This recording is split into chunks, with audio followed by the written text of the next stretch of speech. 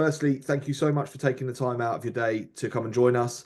I hope what you get over the next hour is really useful and most importantly, really practical for you to take away and put into action as soon as this afternoon. What I'm going to try and do here is take you through my lived experience back in 2010, 2011, doing all of this within my grassroots club setting.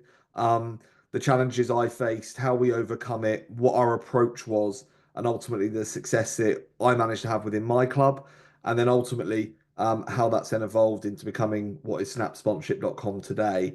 That will take up the first part of the session, and then I'm delighted to also be joined by Scott, who's going to take over and share his experience, having then followed on in those footsteps, used the Snap methodology, and had the success that he's had at Woodbridge Cricket Club. So without further ado, let me just fire into the first part of today's session. So four key topics that I want to make sure we cover. So ultimately, first and foremost, why is it that local businesses are looking to sponsor grassroots sport? And very often the question gets posed to me, what is our value? Why would anyone want to sponsor us? And the misconception is often that the default answer for where our sponsors come from are the friends, relatives, members of our club. And whilst that's great, and I would never want to discourage it, it's not the commercial angle that I'm looking to try and drill down into for all of you today. And I'll talk a little bit more about my story of getting started to try and shape and share that with you. Then we're going to look a bit more into like how do we actually go about approaching local businesses and what is the value proposition around that and how do we actually take those first steps into instigating those conversations and ultimately start the process of securing them as sponsors. Then just some of the basics around how we actually create long-term partnerships. So again, so often I hear about we secured this sponsor, but they didn't renew after the first year, or we secured that sponsor, but they were dissatisfied with the outcome. And again, it's then looking at, how do we make sure we set off with a shared vision for what good looks like and making sure that at the end of the first year, whether we're having a conversation at the club, sat down with a pint of beer or glass of wine, whatever it is, over a coffee, the sponsor has had their expectations met, the club has delivered what we've ultimately set out to deliver, and the sponsors received what they'd hoped to receive. And then finally, as I said, going to bring in Scott to talk about his lived experience of actually, starting his journey on Snap and the success he's had for Woodbridge Cricket Club.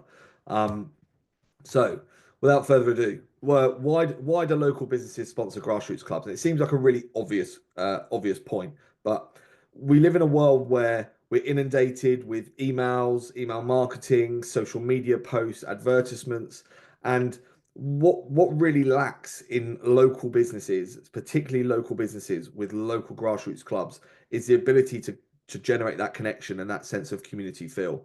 So one of the key things that we are going to be talking about today is actually how do we bring that brand into the homes of the mums, dads, guardians, players, kids within our own clubs, because it's an incredibly powerful way to actually take what can very often be a faceless brand on the high street, on our local parade of shops, in our town centres, in our rural locations, and actually turn them into something which, as members of the club, we have a direct connection with.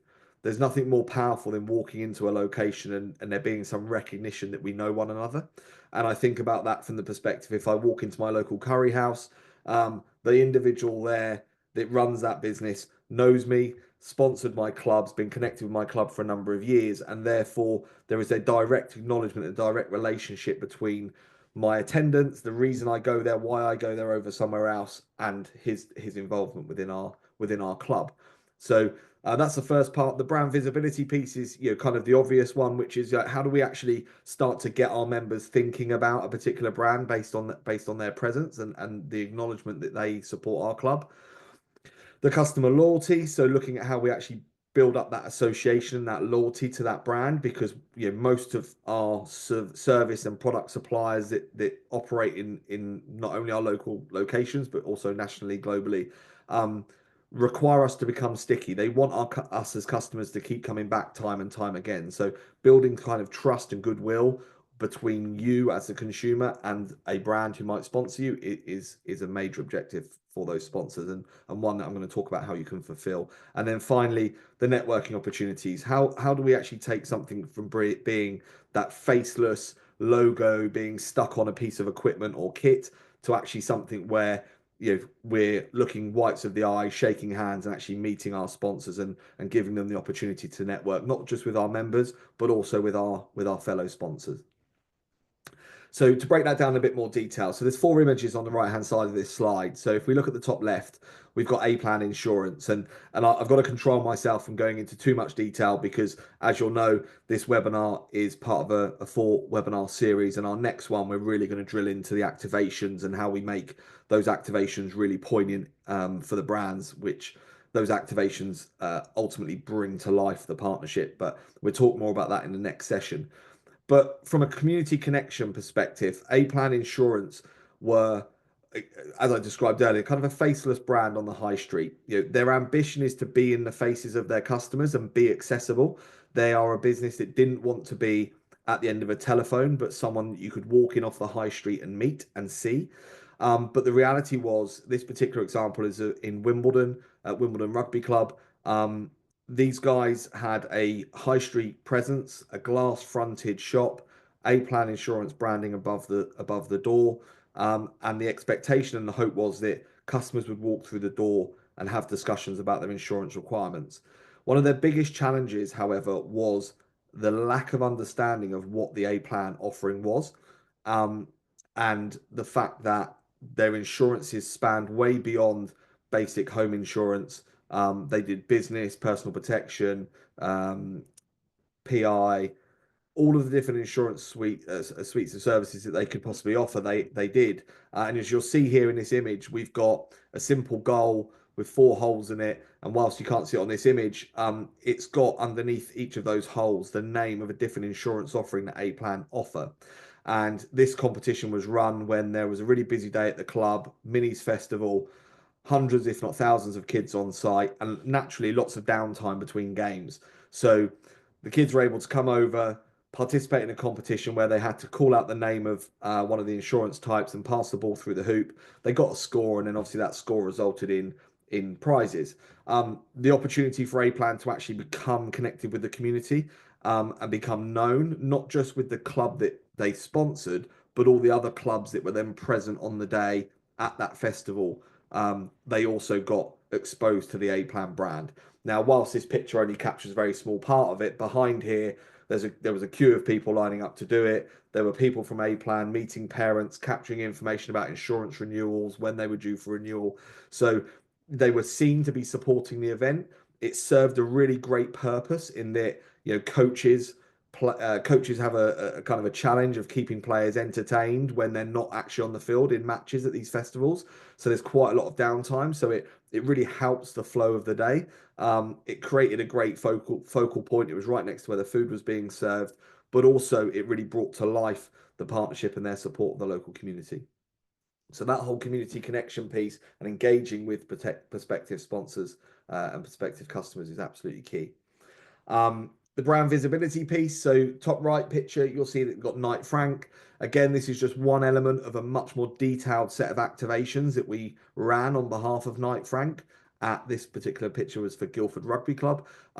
It was a much broader set of activations that were happening, but just to pick on one example from a brand visibility perspective, yes, present and visible on kits, but also you'll see this for sale board propped up against the right-hand post. These for sale boards were used all around the ground, right from the car park, both on-site car parking and off-site car parking. Another busy day at the club. So when it came to wayfinding to get from the car park to the ground, from within the ground to toilets, to food offerings, to physio rooms, to medical points, individual pitches, all of the various areas of the site that were being used that day for what was a really large festival were being signposted using these for sale boards. So in terms of the opportunity to get that brand visibility, we often think about those traditional items around kit and equipment, pitch side banners, program adverts, other things that we are used to seeing around our club. And what I wanted to do here was two things. A, yes, reinforce the fact that brand visibility is important, but also to consider the things that maybe we haven't done in the past. So the likes of the wayfinding signage, whilst really simple, very cost effective to do, it delivers a genuine value and a value add to the tournament. It looked fantastic when the site was set up in the morning, and you couldn't have got lost. Everyone was really well directed, but it also gave a really good reinforcement on the day from a brand visibility perspective. And again, these were the type of things that I was going through when I was sat there in your shoes, thinking about the challenges around how do I make things different? What is it I can do to actually offer something unique and something that they hadn't been offered before? These were the things that we were coming up with back in 2010, 11 when we were looking at rolling out these different sponsorship offerings.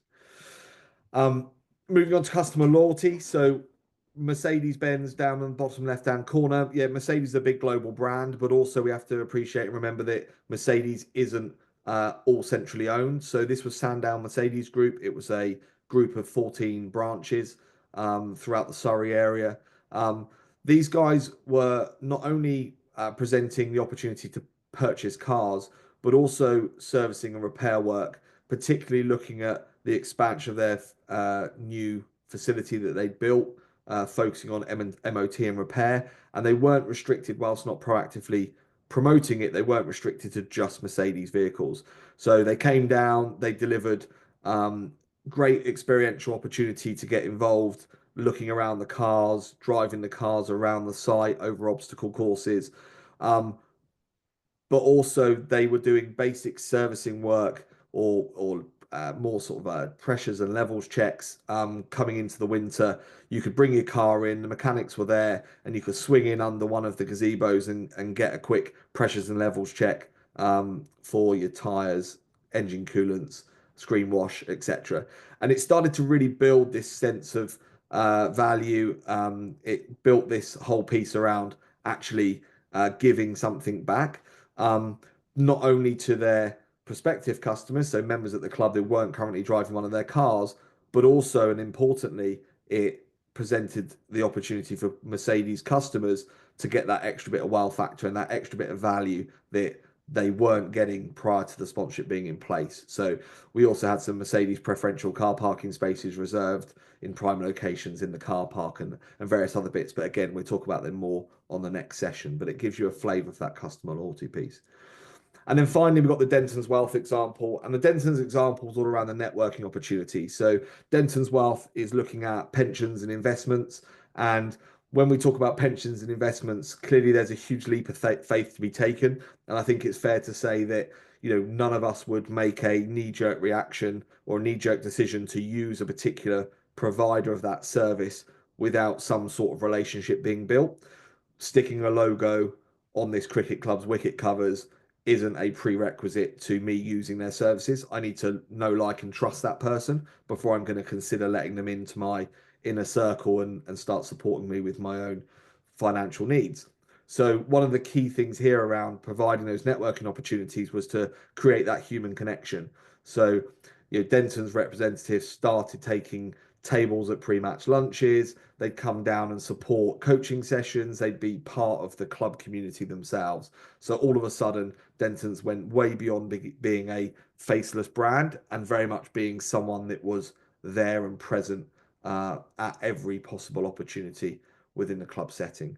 So when we talk about benefits to sponsoring grassroots clubs and the benefits that we offer to businesses, it's about taking what we all probably historically started with, which is we're a great club and wouldn't it be great if you had some brand presence here, to actually thinking a little bit deeper about what is the opportunity for me to actually deliver something of value to that business.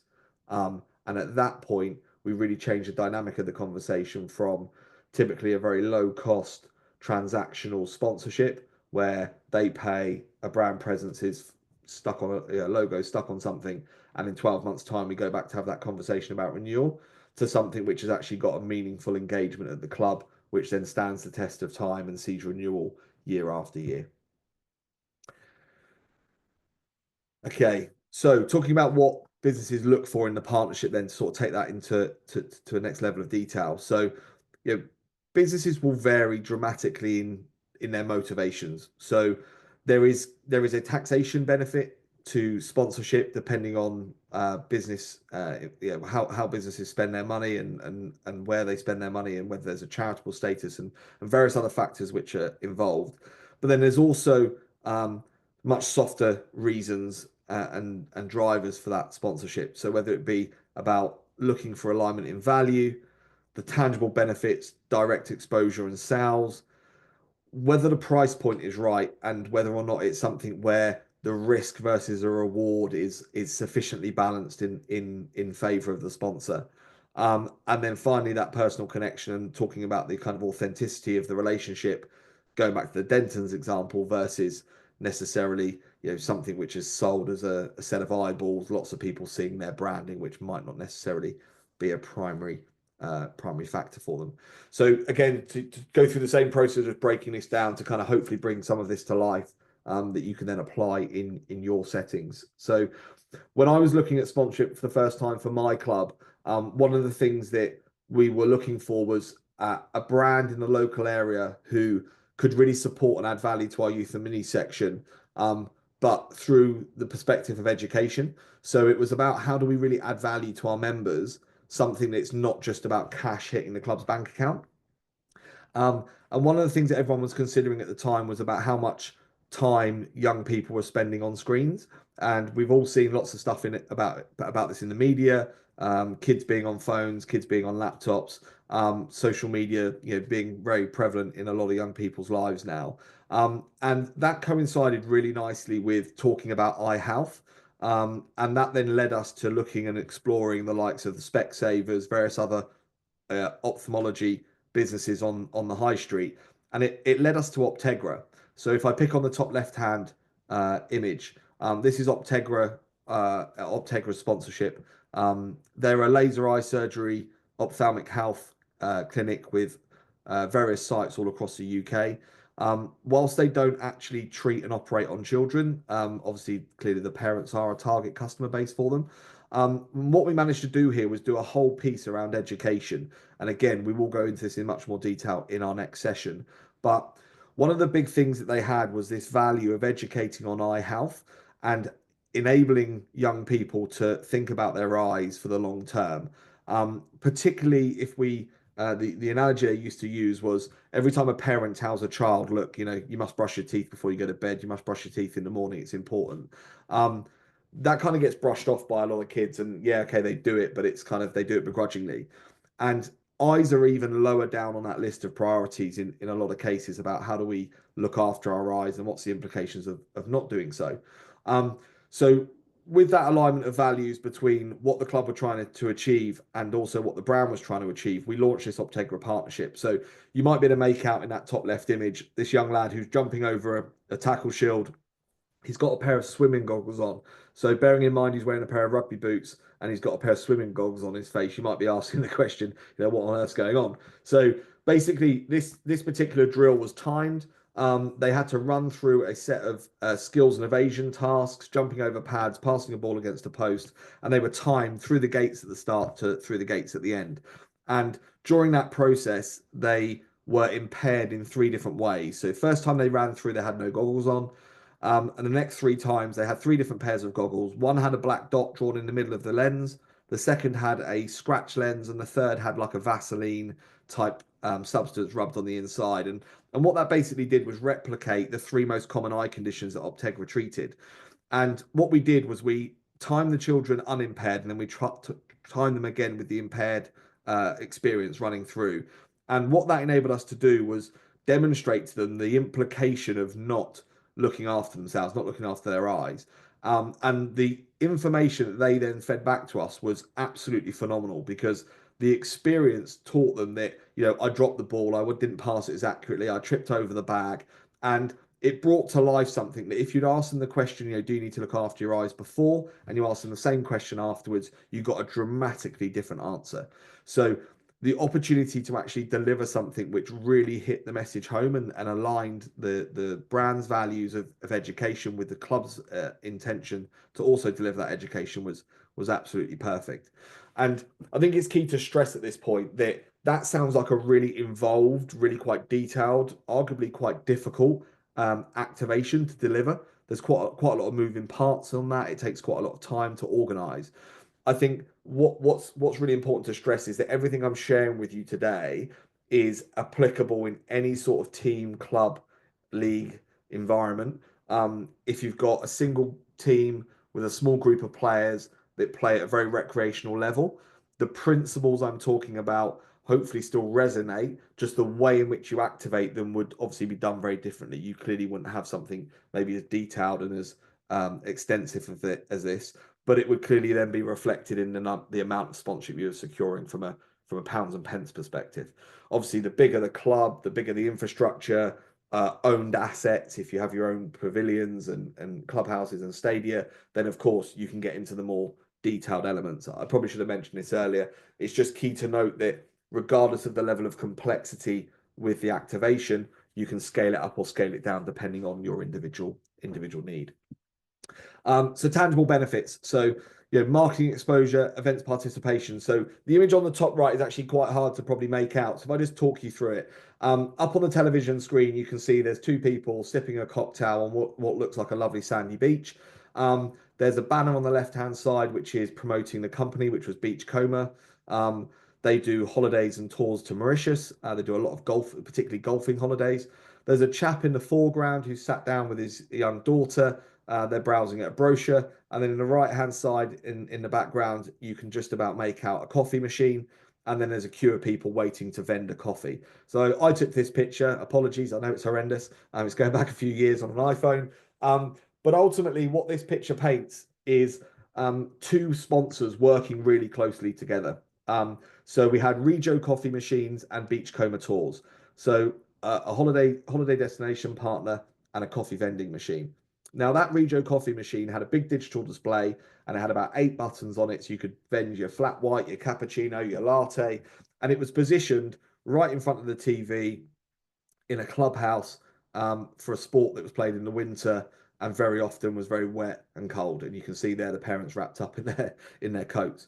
And what was actually done here was we looked at the vending reports and we saw that the latte was the most vended coffee by about threefold on that machine.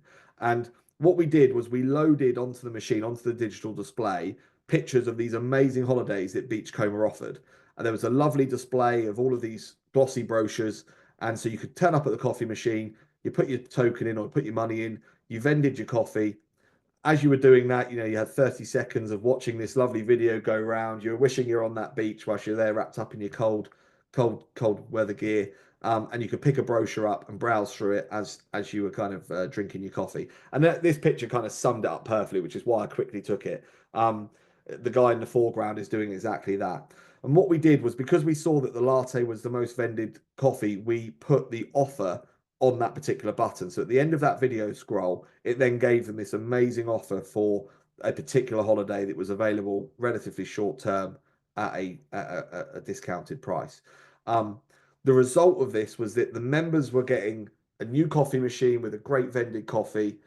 The brand was being directly exposed to members at the perfect time when they're in that position of emotionally considering a holiday and would rather be somewhere warm, etc., etc. So the partnership there, not only did it deliver tangible benefits in that Regio were vending a lot of coffee, the club were getting the revenue from the coffee vending, and the holiday company were getting the exposure to people at, if you like, the most vulnerable time around consideration of buying something like that.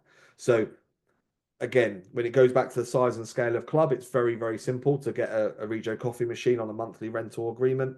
And again, you can cover the cost normally very well just by the vending. But then the upside of being able to sell that screen to sponsors, we happen to sell all the buttons to Beachcomber in this example, but there's nothing stopping you selling each individual button to a different sponsor depending on vend volumes. Budget considerations. So budget considerations, bottom left-hand side, you've got Winkworth. This was a new franchise of Winkworth, and budget was not something that they had an abundance of to spend on sponsorship, but they had a great willingness to reward success. So they sponsored pitch side boundary banners, which obviously you can see are pretty huge. That is two blokes stood in front of it. They sponsored the boundary markers. They also sponsored having some for sale boards put up outside people's house to advertise a particular cricket match. But then the partnership was brought to life with a checkbook scheme, which again we'll talk about in great detail on the next session. But the checkbook scheme basically enabled every age group manager to refer players, friends of family members, colleagues at work to Winkworth if they were considering selling their property. So from a budgetary perspective, Winkworth got a relatively low ticket price for entry into the sponsorship at the club. I think it was circa £5,000.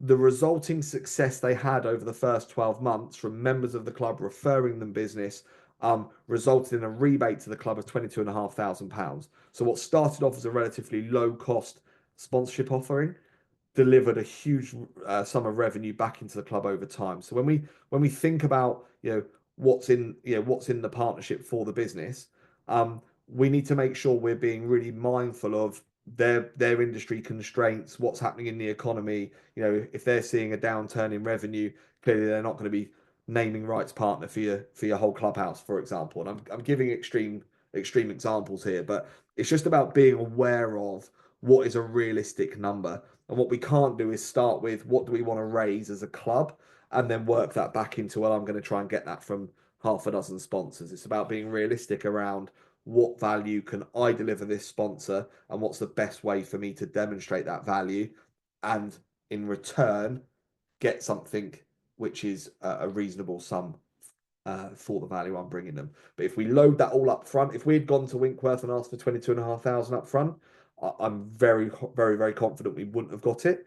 But the fact that we gave them an easy way in at a price point which was acceptable to them, it gave us the ability to grow that revenue value throughout the course of the season. As we started working hard for them, they worked hard to then rebate that cash back in. Last point on here is then personal connection. So final picture, SI Capital, bottom right hand side. SI Capital is a stockbroking firm. These guys were all ex-City Killick & Co. employees. They opened up SI Capital in Godalming. Godalming's traditional high street, right next to the greengrocers. They brought this beautiful building where they made their offices. And for them, it was all about getting people through the door of that new office and actually coming to see them. Because a lot of these services, again, a bit like Denton's, they're often quite faceless, everything being at the end of a telephone.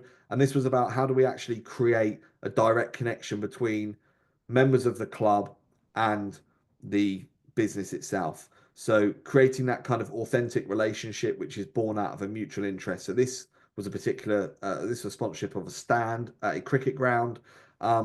SI Capital invited the members of that club to come into their offices. They put on really nice evenings with wine and cheese tasting and all of this great stuff, which enticed people to come in. They talked openly about what was happening in the markets, what the stockbrokers that were operating on behalf of SI Capital were seeing, what market trends were emerging. And they just, built relationships and created those personal connections with the members of the club. That particular deal saw SI Capital take 2.2 million under management across membership of two clubs, which was made up of probably about 1,800 members. So throughout 1,800 members across two clubs, they took 2.2 million under management. So again, it doesn't take a lot of people, but it takes the right people to start engaging in those conversations. And what SI Capital also saw was the connections go way beyond just the end consumer, i.e. the member, the relationships they were able to then build with other fellow sponsors at the club. So in that particular club, we also had solicitors who were a great source of referral for SI Capital. So it's not always about introducing and engaging the membership as a value, but also the other sponsors it can cross refer. Okay, so how to approach local businesses. I've mentioned the word value lots of times today, probably far too many times, but I'm going to do it again. How do we go about making the first move when it comes to actually engaging a potential sponsor? Well, of course, we've got to pick who we're going after. I talk about heat-seeking missiles versus scattergunning with a machine gun, and I use that terminology to describe going out with a social media post with a blanket letter to go to every single person we can find an email address or an address for or a telephone number for, and just scattergunning them all with the same offering. Because whilst I'm sure individually, like I used to feel when back in 2010, 2011 when I started, our club's great. You should sponsor our club because we're great and because we're doing good things and we're helping people keep active and involve them in sport and all of these perfectly legitimate reasons why we believe that a sponsor should want to sponsor our club. They're not wrong, but they don't demonstrate value. So we have to get down into the next layer of detail as to why we believe that the proposition we're proposing will deliver value back to that sponsor. And I'm using a really basic example here of MOT garages because I think it's something that everyone on this call can relate to. If we drive a car, we have to have an MOT. It's the law. It proves that our car is safe to be on the road, and we have to get one every year without fail. Now, typically, some people fail their MOT because, of course, those cars get issues, they need repair work, they need servicing. So when we arrive at that MOT garage, yes, we might be spending £48 for an MOT, but then there is a chance that it will fail that MOT and need, I don't know, a couple £100 worth of work doing. And whilst we're there, we might also tie that in with our annual service, which again will cost us a range of, depending on what car we're driving and how much work it needs doing, there's another sum. So when we think about actually approaching an MOT garage, first of all, we've decided that's an industry we're going to go after. So that's the first tick. Fantastic. We've identified ourselves an industry. It's then about understanding what MOT garages we've got in the area. Now, if we've got a standalone independent MOT garage that hasn't got then any servicing facility there, well, that might not be the right brand for us because they don't necessarily offer those follow-on services, which means that there is a margin and a profit to be made above and beyond their basic MOT servicing. So again, we might discount certain garages based on their suitability for what it is we're trying to do from a sponsorship perspective. So if we find if you like, an all-in-one garage, it offers the MOT, the servicing, the repair work, then that's probably more aligned to what it is we're looking for.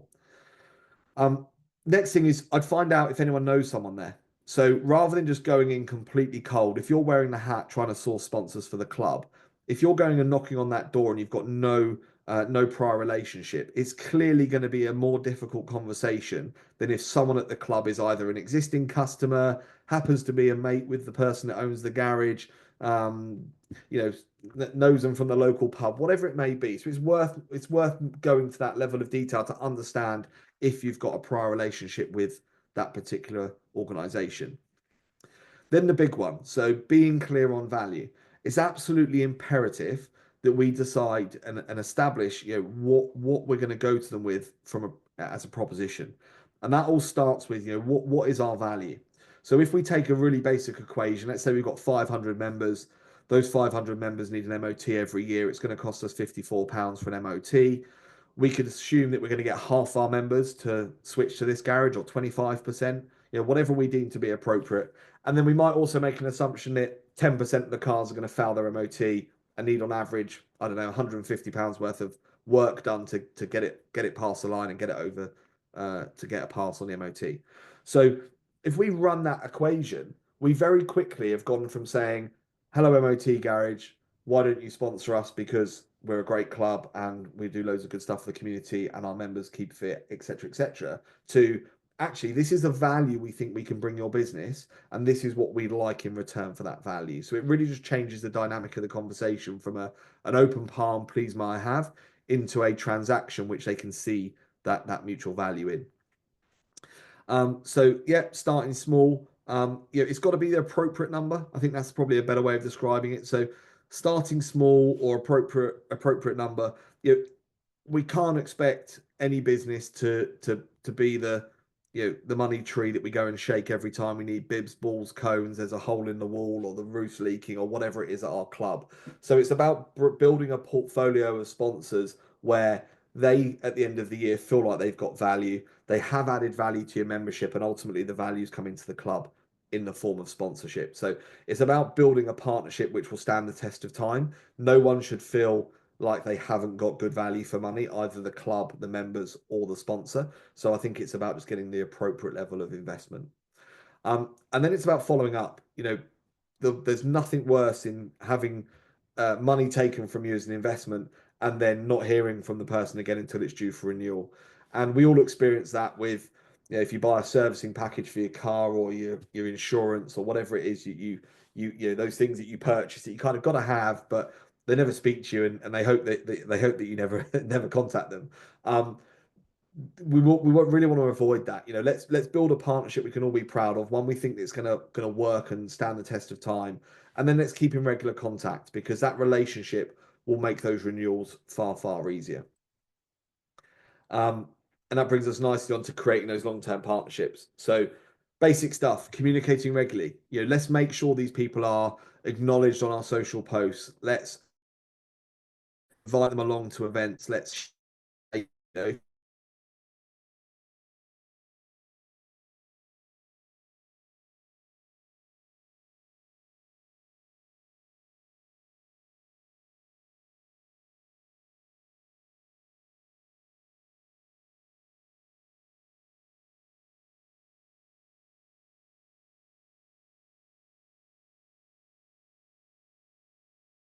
generally kept the lights on. Whilst that's perfectly valid and great, it's also really important to kind of take it that one stage further and say, actually, these are all of the things that we managed to achieve with your money, and thank you for that.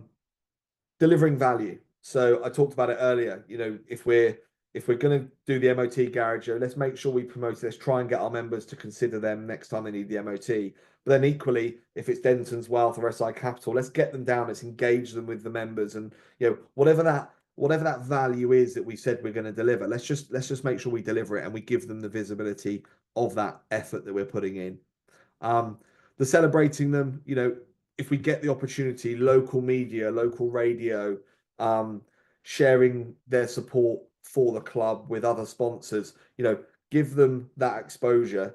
All of that stuff just helps form the foundations of a good relationship. So it, it's challenging when you're a volunteer and time is limited. And I don't want to talk too much about Snap because obviously the point of today is to try and give you some tangible things you can go away and work on and consider to use within your club setting.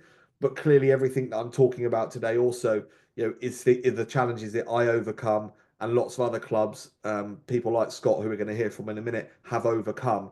And clearly, our whole mission is to make that easier for grassroots volunteers to achieve. And things like celebrating them and scheduling social media posts, these are all things that we take care of on the Snap platform. But I'll leave us to talk about that another day. But of course, you can do this all in a much more labor intensive, time consuming way via traditional means, sending emails, scheduling your own post, doing it in real time. But again, we're just trying to support volunteers in doing it in a far more time efficient way.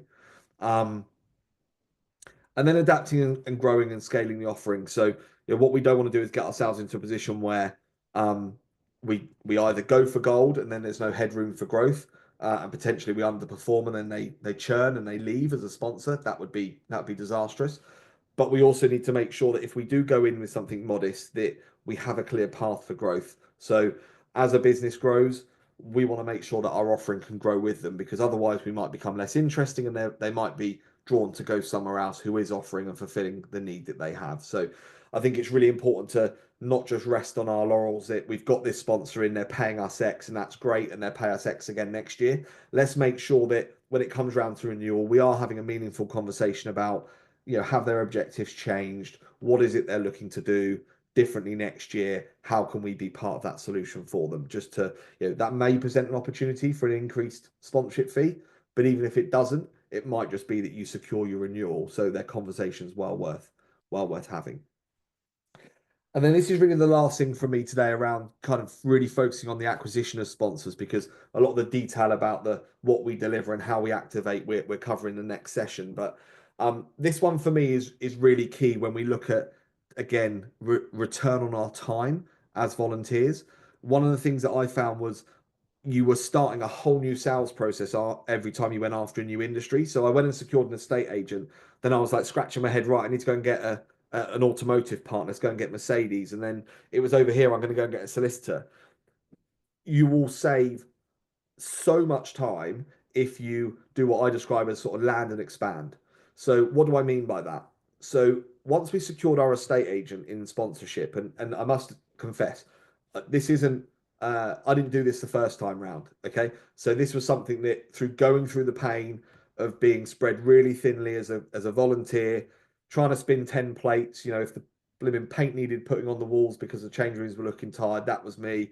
If it was sponsorship, that was me. You know, we've all been there. You know, you're wearing lots of hats and trying to do lots of things.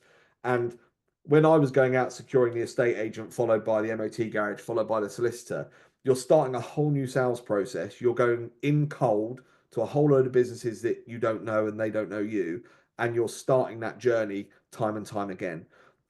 The concept of this land and expand approach saved a phenomenal amount of time, um, and also gave us a credibility that not only meant the transactions happened quicker, they happened at a higher value.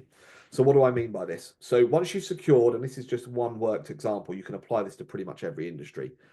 Um, if you uh, if you had an estate agent as a sponsor, you land the estate agent.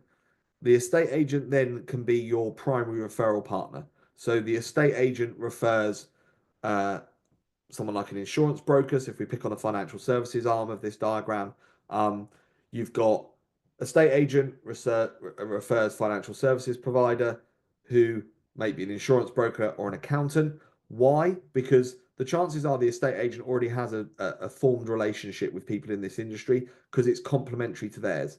Same as if it's removals companies, storage companies. If you think of all of the people that an estate agent is likely to refer to their customers people being people that are either selling a house or buying a house, they are all natural next steps in terms of your sponsor strategy, in terms of who you can get in to sponsor the club. The great thing about this is you can ask that estate agent, would you be able to refer me to, and you give them the list. Now, if you're doing a great job for the estate agent, there's no reason why they wouldn't want to refer you into these complementary services, because all it does is strengthen their offering. Because if you've got then a member of the club who uses the estate agent, they're far more likely to then use that removals company, that storage company, that accountant, that insurance broker, that mortgage advisor, because they've been referred by another sponsor at the club. Now, what we did once we got this process established is we then ran what we called, like, broadly a property based event at the club where members could come in to hear about the various options around building houses, investment properties, buying your kids' first home, all of these different topics that we all go through in life, um, were answered by a group of trusted advisors who are sponsors of the club. But from a volunteer perspective, trying to acquire sponsors, the time saving um, outcome of doing it in this way is absolutely huge. Not only do they come in quicker, but they come in at a higher value because they've been referred by an existing partner. So if you already have a sponsorship portfolio, which I'm sure lots of you on the call will, then you can absolutely consider how you go about going back to them today and looking at who they might be able to introduce you to help grow your sponsorship portfolio. So what are the next steps? It's all about getting your action plan together. So let's look to identify our potential sponsors, create a list of local businesses we want to go after, think about customizing that pitch. What are the values that you can bring to them? What is the value of a partnership with you and with your club members? Preparing your marketing materials. So again, it doesn't have to be using Snap. You can produce a brochure. You can go out and build proposals. Of course, I know that that's more time consuming, more costly than using something like Snap. But again, I'm here to tell you what it is you can be doing. Get out there, get those materials produced, and then ultimately it's about following up and engaging with those people, building those relationships, which ultimately will close you deals, but also make sure they stay for the long term. Of course, it'd be amiss of me not to mention, who we are. We've been doing this since 2012 as a business. Since 2010, I took on sponsorship at my club, and prior to that, I ran our sponsorship at university, which is where I guess I caught the bug. I've been through every pain point of securing, managing, and retaining sponsors, so you don't have to go through those same challenges. everything in the Snap system has been not just done by me and done by people in the team here at Snap, who are all grassroots volunteers. It's also been done by other people who have since been on a journey with Snap and experienced the same success. And the great thing about that is these aren't methodologies that worked 10, 12, 15 years ago and haven't been tested since. The methodology is constantly evolving because this community we have within Snap share great ideas and share great best practice, so we can keep evolving and making sure that the things that worked yesterday still work today, and the way we do it is constantly improving. And it's all the tools and elements of actually the doing that we support you with, but also the methodology of the how. Um, it's enough from me. I want to introduce you to Scott. Scott is the club captain and the secretary at Woodbridge Cricket Club. Um, I'm delighted, and I mean this in the most respectful way possible, that me and Scott haven't spent a lot of time together. He's had some phenomenal success by himself. So I wanted to hand over to Scott just to give him the ability to share his experience with you. I'm just going to make sure I've got Scott here somewhere in the call. Let me just. Hopefully, Scott, you should be able to talk now. We should be able to hear you. Yeah, good afternoon. Can you hear me all? We can. Yes, Oh, Scott, over to you. perfect. It's just great if you share your story with us. Brilliant. Well, thank you very much, Mark. Yeah, so I'm Scott. I'm from Woodbridge Cricket Club, which is a nice small rural cricket club in northeast of Suffolk. We've been using Snap now for probably 20 months for our sponsorship. Uh, I'll just go through some of the challenges, the approach, and the results we've had for you all to know. So, like really any club, I suppose all of your clubs, one of our major challenges was we're all volunteer based, making sure we could be efficient with our time, probably not having the expertise to know how to get sponsorship properly, which led us really to the old fashioned method of cap in hand, maybe going to a pub we drunk in or a takeaway we ate in and said, please help our club out. It'd be really nice if you could give us some money because we do great things like offer junior cricket and play cricket and you'd be supporting us. And yeah, that kind of old mentality probably hindered us. Well, it did hinder us. It made it very hard for us to attract lots of sponsors and what we really needed. So yeah, so that was really the challenges we faced majorly as a club. We just didn't have the expertise to, or the mindset, I'd say, of how to go through it. So we then looked at the approach once we joined Snap, and the approach we kind of looked was a real change in mindset. So we went for looking at the return on investment values that the system was showing us, and George and Mark went through with us, and we saw actually as a club we held value to sponsors as well. So there was a mutual beneficial partnership that could allow us to go out there and sell our club as a brand, as people, as something of value in our local community. We did this really through tailored emails where we had different tailored pitched emails to different customers, this different companies where we looked at what does the company want. So if it was a big national company, maybe they just wanted that brand recognition to know that they were helping in the local community. So we would really go on big about how supporting us could help them in their local community, really, in terms of that respect, in terms of where their brand was placed, people it was helping, and stuff like that. We looked at tailored emails for an MOT garage that Mark's gone through today in that sort of respect, where it's the numbers are there. If it was a business that we felt was probably more interested in what they could get returned on their numbers for their profit margins. So we looked at all of that, but the biggest approach we had was just our mindset. It was we are a club with value and we show something to you guys, to businesses. We have this value to you. Let's work together. Let's be commercial partners. Let's have a long-standing relationship for 10 years' time. The results of this was quite remarkable for us. As I said, we went from a very small club where it was cap in hand, a few £100, please help us out. It will pay for something, it will pay to get our change rooms painted this year, to we got £4,500 in our first 8 months after signing on to the system, with 21 new businesses involved in our community, our cricket club community. It gave us that sense of belonging, and actually there's people out there that want to support our cricket club, and we want to now support them. For us, this was great. We were able to buy so much equipment for the club, bowling machines, stumps, training stuff, match day stuff, pay to get people on qualified coaching courses. So we had more people for our junior section. It was just, it's been revelatory, to be honest with you. It's now not where can we find money to do this? It's like, right, we have this sponsorship money. We can put it back into our club. It can really show the sponsors what their money's going towards and how it's helping our club grow year on year. And the sponsors get the benefits where they do get that return customers. We know now as a club, if we need something done at our clubhouse, it's right, which plumber sponsors us? That's the person we're going to get to do the business. That's the person that our members know that we trust as a club. So if someone's asking, we refer our members to our sponsors. We say, look, this is our sponsorship list. Whatever trades people you need, wherever you want to go for a nice meal, anything like that, you can go. It's a real community feel now. It makes us feel part of the community and it makes the sponsors feel part of our community, which is a win-win, I suppose, for everyone.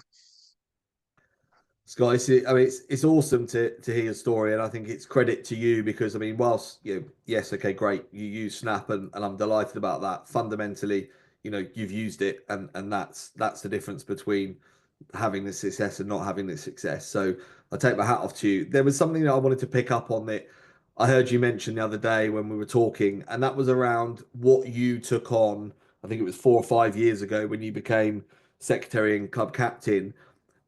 With the sponsorship, what you inherited in terms of information and guidance versus what you're going to be able to give to whoever takes over from you in the future. I thought it would be really great if you could share that as well. Yeah, yeah, no problem. Yeah, well, like probably some people on this chat when they took over on this webinar, I took over with no real information. It was kind of like, okay, so who sponsors us at the moment? Well, so and so gives us 20 quid just to buy a match ball. So and so gives us £50. So and so, it was kind of like almost like there was no real straight. It was almost like trying to find out. So I'd have to talk to this person and go, well, they said your dad gives the club this. What does he give it for? What is that sponsorship for? How much is it? There was no real information for me as such. It was just, I'll call it a bit of a scattergun of just few people collecting money and it getting chucked into a pot almost and being that's the sponsorship money.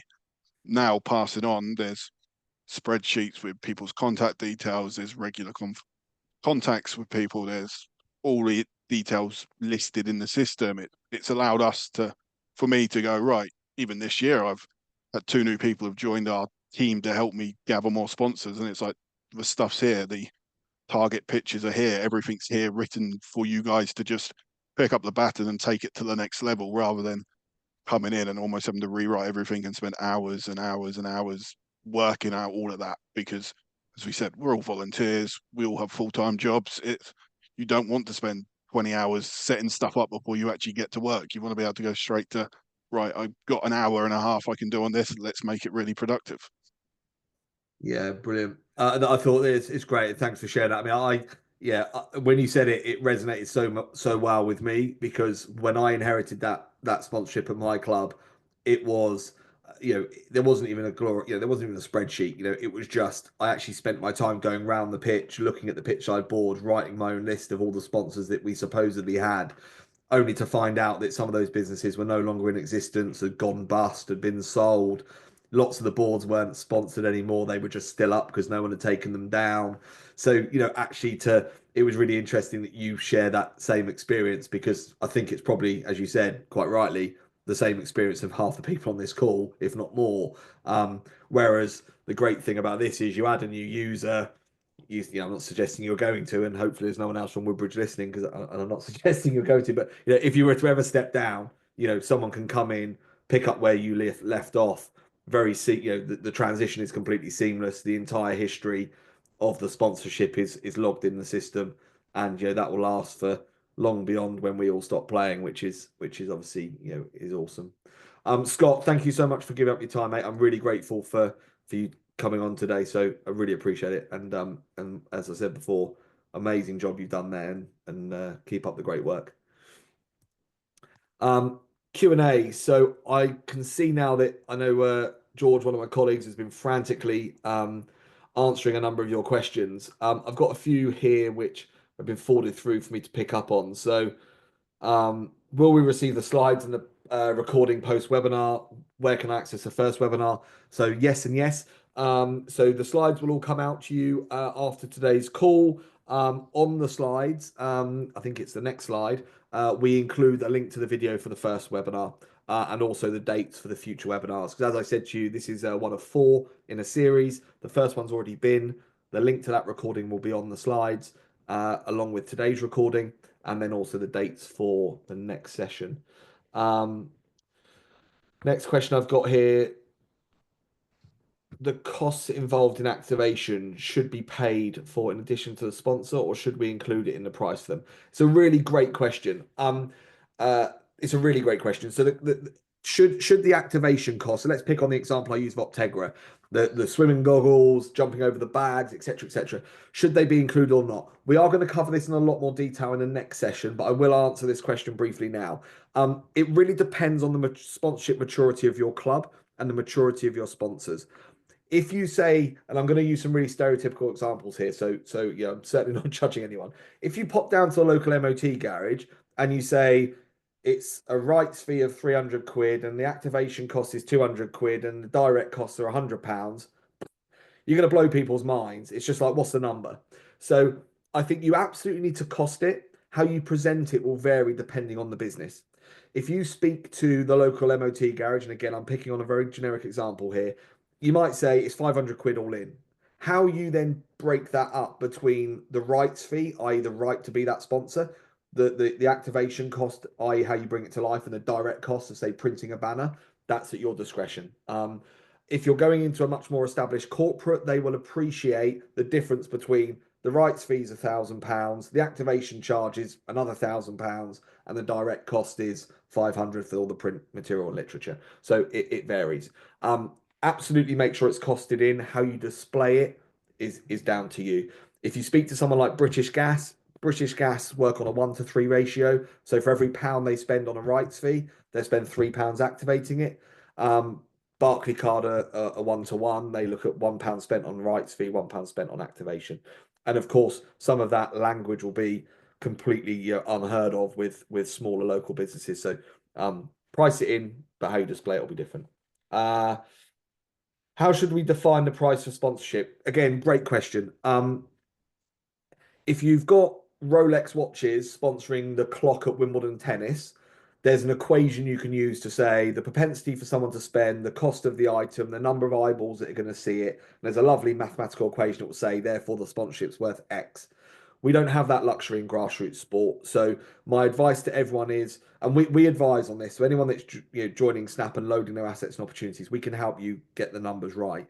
But the bottom line is it's got to be a number that's palatable to the person to sponsor. And I would always recommend then having a gain share mechanism. So like the example I gave earlier with the estate agent, there's the ability to uplift the spend over time. So don't go for gold with the initial number, but build it over time.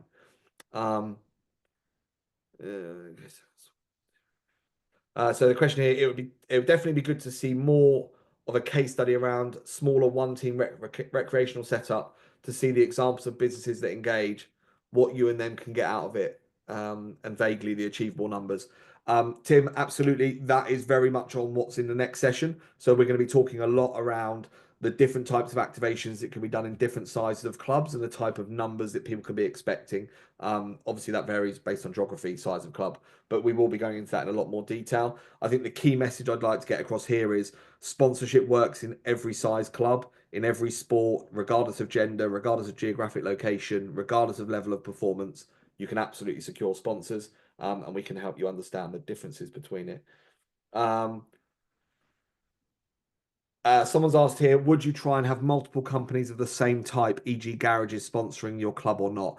I would say absolutely not. Hazel, thank you for the question. If you can possibly avoid it, have one sponsor per industry.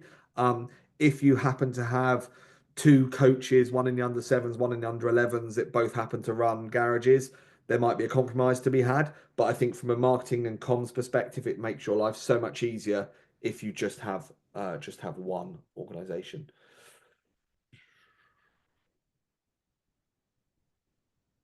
Someone's asked if this works for small charities as well as sports clubs, and there's a couple of questions here around non-sporting organisations. The answer to that question is if you've got an audience, you've got a value. So if you have an audience, i.e., people that you can engage with, think about the example of the MOT garages again. If there are people that you can point towards the products and services that a business offers, then you can absolutely get sponsored. So it doesn't matter who you are and what you do.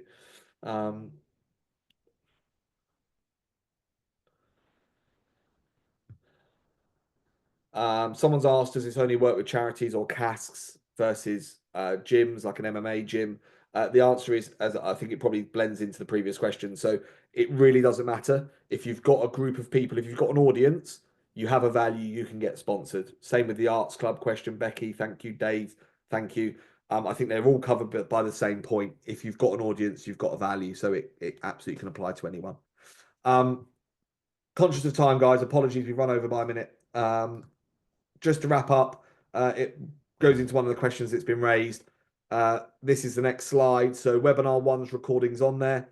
Before we distribute these, webinar two's recording will be added, so you'll be able to watch back at the session, look back at the detail, and then obviously our next session's on the 13th of February, and I hope you can join us for that. So please do register when you see that come out. We'll drop you an email about that so you can book in. Finally, if you want to jump into the detail of how we do this on Snap, then we run sessions every week on a Tuesday at 7 p.m. and on a Friday at 12 p.m. The links are in those blue and green buttons. Again, this will be coming out in the slides. So today we've talked about everything you can go away and do and you can get started with. If you want the help, if you want to look at using the tools and the methodology that Scott's been talking about today, that we've ultimately developed from doing it ourselves, then I'll be delighted to see you on one of those calls and we can really dive into your club's individual detail. And I can show you the tools that we have within the Snap system. And that leaves us just to admire one of my colleague George's dog in the bottom right hand corner. Our latest Snap recruit wearing his branded cap. Absolutely love it. Obviously we've got our social channels. You'll see in particular a huge amount of content in our YouTube channel, and I'd invite you as well to go and take a look at that. Hopefully it will be useful for you. Thank you so much for joining today. I appreciate it's time out of your day when you're busy volunteers and no doubt have day jobs to hold down as well. So apologies for overrunning by 3 minutes. I hope the session's been useful. George, you have your hand up. Hello. Mark, don't forget to pick a winner for free profile. Oh, very good point. Okay. Okay. I have gone to Kenny Reed. So Kenny Reed, you have just been scrolled and landed on. So Kenny, if you drop us an email, or George, if you want to quickly grab hold of Kenny before he leaves, we will get you a free access to today's profile. In fact, Kenny, if you could just drop your details into the Q&A function so we capture your email address, that would be fantastic. Guys, thank you so much for your time. Have a fantastic rest of your day, and any questions, you know where we are. We'd be delighted to see if we can help. Thank you.